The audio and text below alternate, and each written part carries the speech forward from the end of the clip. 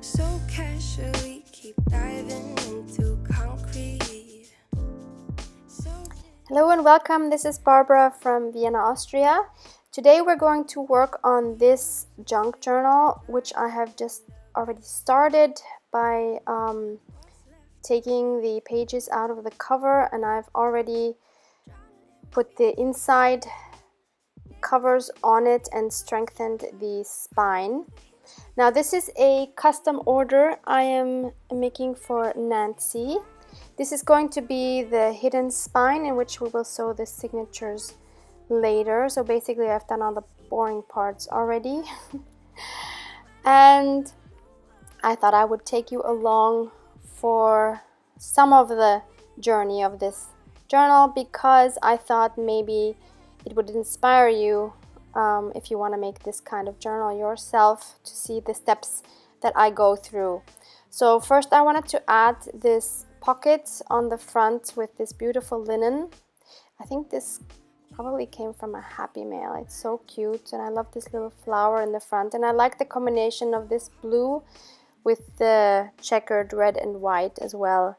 So I'm just cutting that up, and I'm going to I'm going to iron down the edges and then glue it into the front with some double-sided tape. And I thought I would just tell you quickly about this book. So I got this book from Goodwill. I found it there. Thankfully I find a few beautiful vintage children's books there. And so the name of this book is Bleib bei uns Gula, which is German, which translates into Stay with Us Gula, and is the first of a 6-book series by the Swedish author Sandwell Bergström.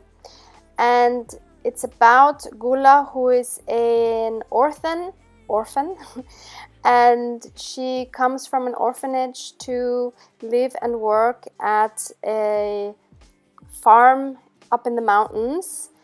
And so this book is about her struggles and her worries and her hardship in this new life that she has. And this page here shows it says Merry Christmas from 1957 from your mommy.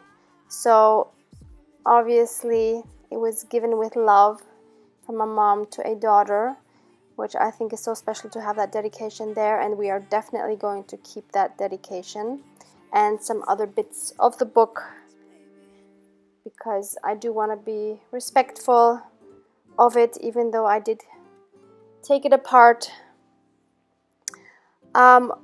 What I've already done is I've already hinged some of the pages together that I wanted to keep in the book, and now I am taking some more pages out that I'm going to try to use.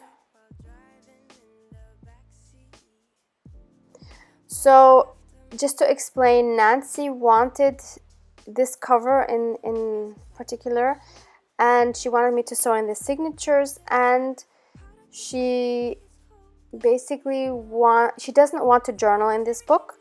She wants to, from what I understood, is Nancy wanted to have this for inspiration. And so I'm not gonna be leaving hardly any like journaling pages. Oh, the book is by the way from 1955. Yeah, so that means I'm going to be filling this book up a lot and trying to work in it a lot as well, which I usually wouldn't do. But since this was a special request, and this is perfect for you to come along, because not only can you see how I make the book, but you can see me work in it. So I will be doing that from time to time.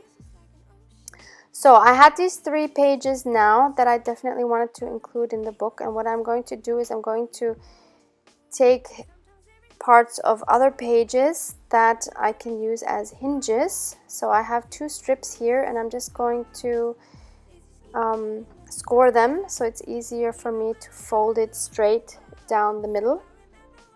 And I just scored both at once. and I am simply going to glue those. I'm going to take so I'm just hinging them with some of the text pages. So just taking my 3-in-1 glue and hinging those together like that. Just going to burnish them to make sure that they really hold together. So there's that dedication page now hinged onto one of the text pages, and I wanted that one on the left to be the second page of the book, which is like the inner title page. And I hinged that together with this beautiful illustration of Gula.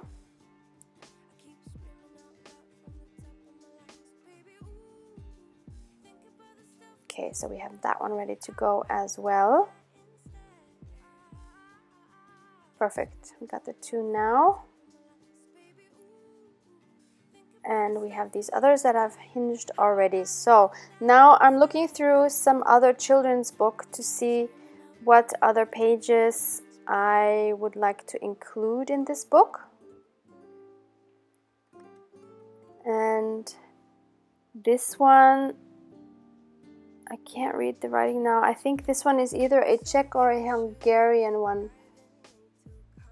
Or is it a German one? No. This one I think is a Czech one. And I'm just using this tool. I don't know what it's called. You usually use it in sewing to undo your seams. So I'm using this to undo the binding, the stitching of the binding, so I can easily take out the pages without damaging them. And of course, the page I wanted to take out is one of those that are actually glued in, so I had to tear it out anyway. But I'm also going to take some of the regular text pages, because the thing is, if you use too many beautiful images, you're not going to want to journal over them or glue anything over them. So I wanted it to be a mixture of text and illustrations that maybe I would be okay with to journal over, and some that I would just leave as they are in the book. I'm actually not going to use this image, but I did want the page behind it with the text. And I did like this image of the horse as well.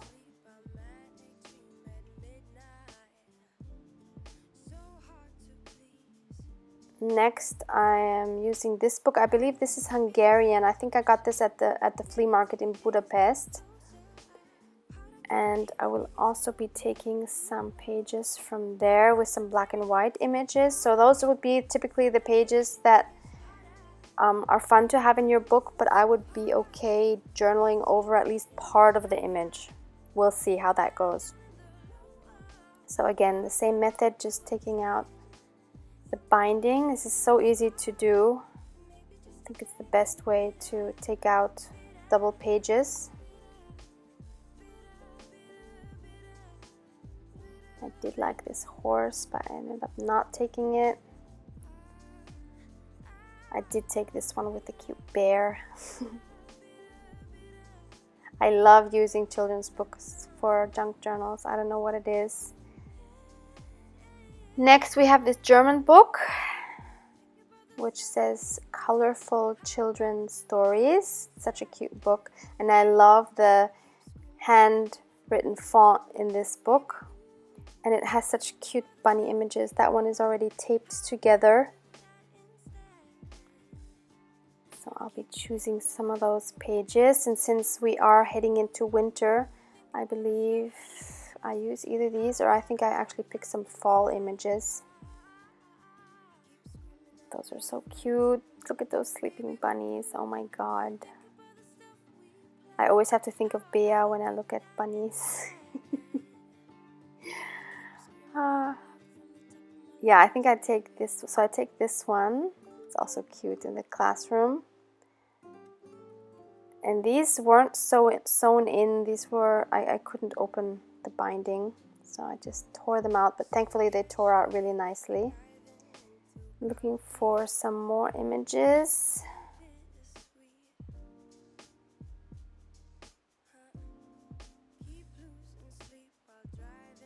Yeah, I did like this one on the left with the boy and the girl and the teddy bear. So I'm going to take that one as well. And I also like how sturdy these book pages are. Oh, and I had to take this one with the squirrel in the forest. That was also perfect with the mushrooms for fall. That was also taped together with the next page. Look at that, so cute. And I think that's all. Yep, that's all I take from there. Next, I have this children's encyclopedia, the German one. And I thought I would take some of those pictures.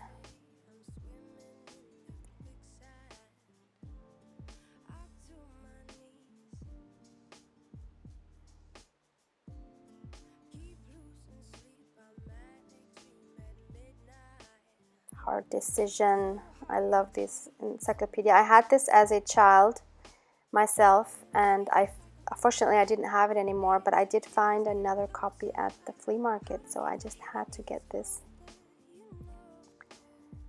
And I decided to take these, which are some pictures and information about Switzerland, which is close, well, it's a neighbor of Austria, so it's very, the pictures look very much like Austria as well. And later on I'll also be taking some of Germany, which also look very similar to Austria. It's also a neighbor. Unfortunately, there were none of Austria. I don't know why. But I guess if you wouldn't know it, you could think that all these pictures are in Austria.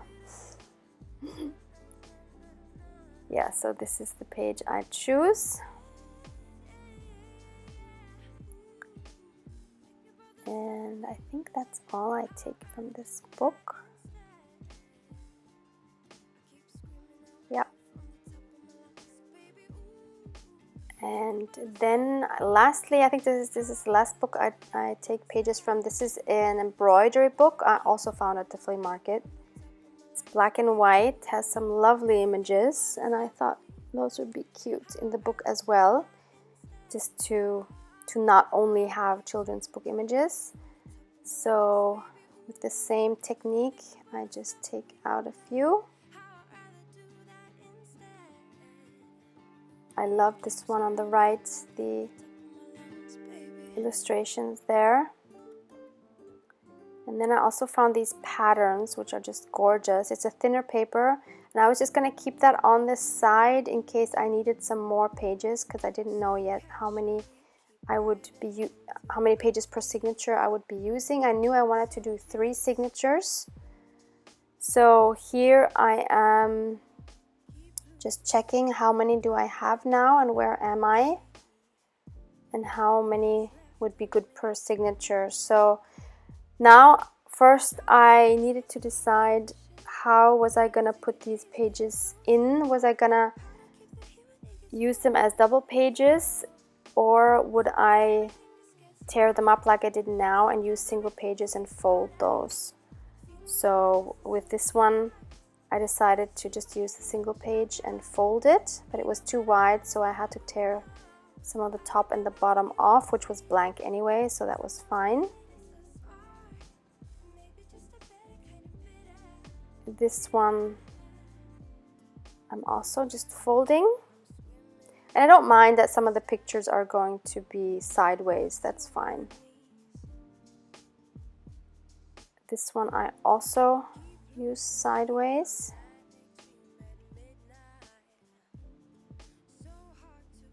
And I always use that first page as a guide for my size. Another sideways one. This one as well. These I don't fold exactly in the middle because I wanted to fold it where it made sense for the picture on that one side.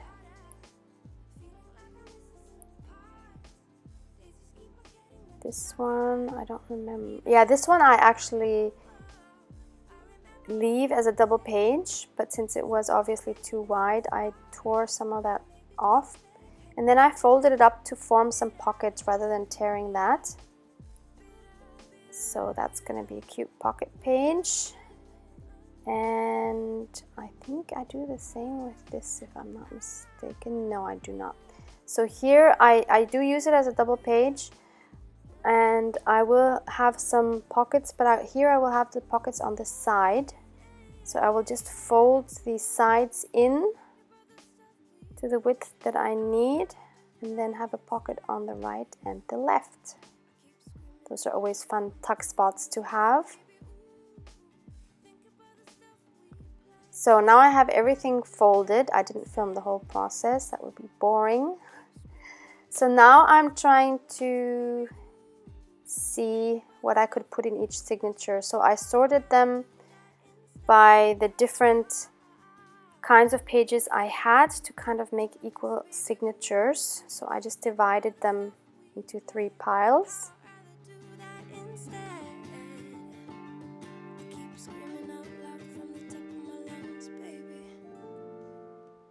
Trying to keep it kind of equal. Okay, have my 3 piles, and now I'm going to see which order I want these to be in, and I'm trying to alternate between colored pictures and text and black and white pictures.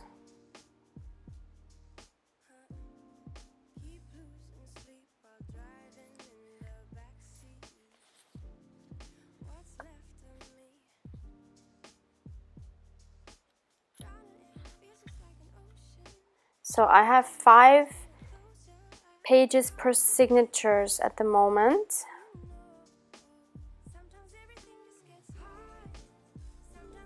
And I always use the big image, the colorful image, as a center spread. I don't think I will be doing anything on that page. I think it's cute as it is.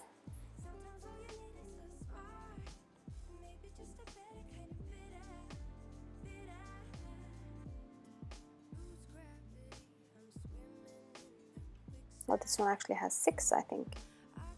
I don't really mind if one signature has more than the others. You won't see it in the end once the signatures are all sewn in. It really doesn't matter. But now I'm just turning the middle around because I wanted those pictures to face to the right for some reason. Smaller pictures. So now I'm just checking in the book how they would look. Are they enough? That's always the tricky question. And I decided to add 3 more pages. So I wanted to add these 2 beautiful designs of the embroidery or patterns. So I had 2 of those, and I wanted 1 more for the other signature. So I take another embroidery page and fold that in half.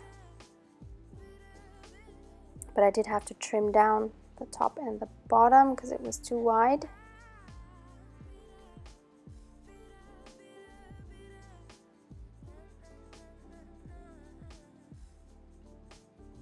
So I'll be adding 1 of these to each of the signatures.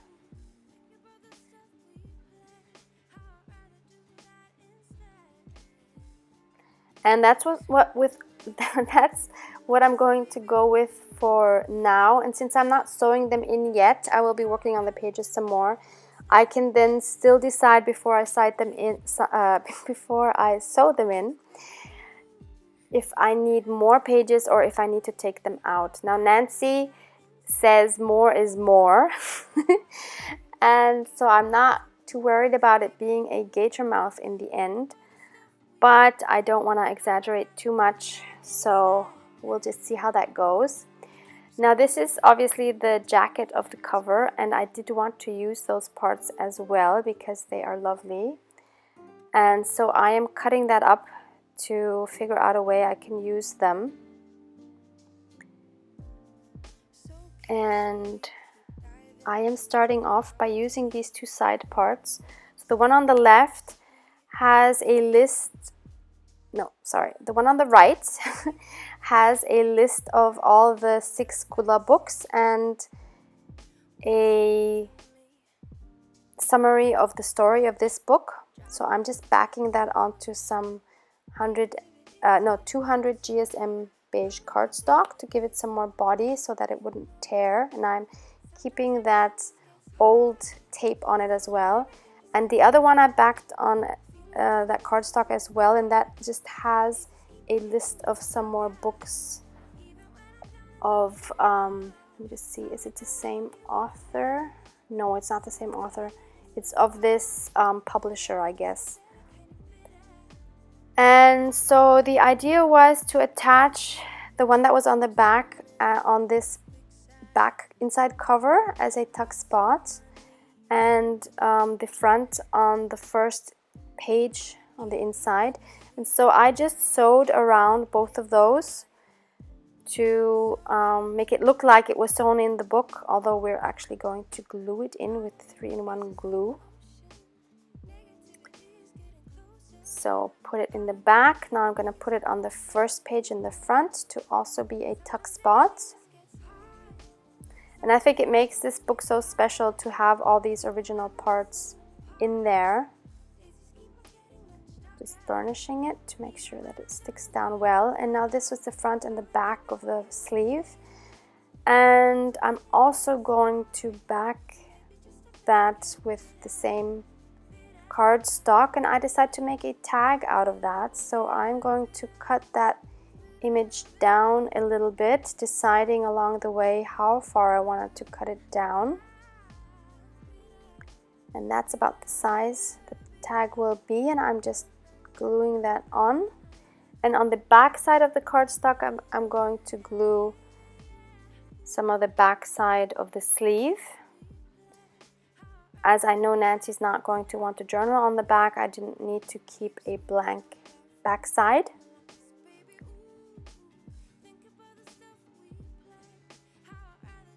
And so now I'm going to take my not the scoreboard, I mean it's a scoreboard as well, my trimmer, that's the word I'm looking for, and trim that down to be a good size for a tag. And I'm just going to keep it in this rectangle shape. I like that shape at the moment.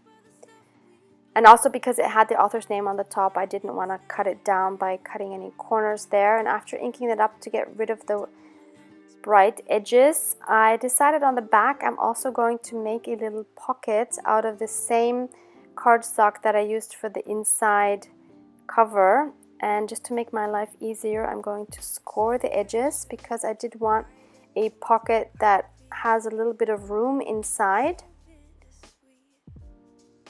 So after scoring 3 sides, approximately maybe 1/8 of an inch, I just cut 2 of those corners where the scoring lines met. I'm going to fold those down and it fits perfectly there. So after inking those edges up, I am going to just take my, I'm just going to burnish them down to make sure that they are folded well. And I'm just, and I found this cute trim which looks very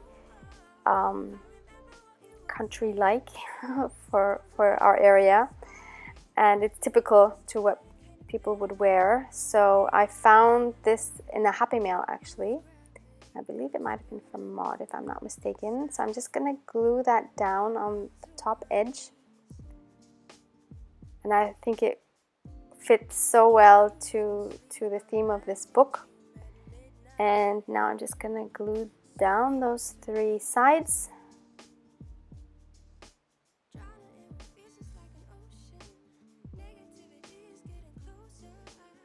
Burnish that really well, and so now we have a little pocket there. Not sure yet if I will actually put anything in there, we'll see. And the next step, what I wanted to do to make it look a little bit more like a tag, is to punch a hole in it with my crocodile. I have that listed down below in case you want to get one. I did get one. Did get mine at Joann's in the States. And I'm going to put a golden eyelet through it because I thought that fit nicely with her blonde hair. And that's the tag for now. Don't know if I'll add a ribbon. So that's as far as we're going to get today. So hope you enjoyed this. Hope you join me on this journey and see how we move on from here. Thank you so much for watching. Bye.